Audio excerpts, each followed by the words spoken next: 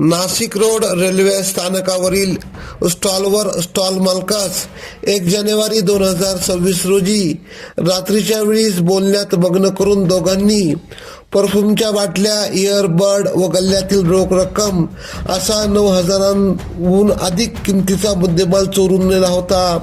याबाबत railway police ठाण्यात फिर्याद दाखल करण्यात आली होती।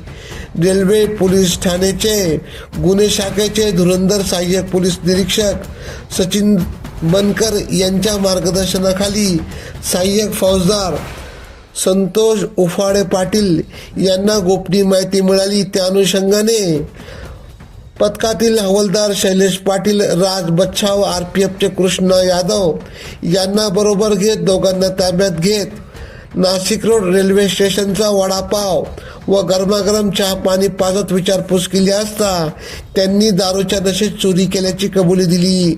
त्यांच्या ताब्यातून 9,475 रुपयाचा मुद्देमाल हस्तगत करण्यात आला। कृष्णा प्रकाश कांबळे वय 29 राहणार शिवाजी चौक नाशिक रोड व निखिल किशोर विनोद खराटे वय 22 राहणार जय भवानी रोड रोकडोबावाडी नाशिक रोड अशी चोरट्यांची नावे आहे।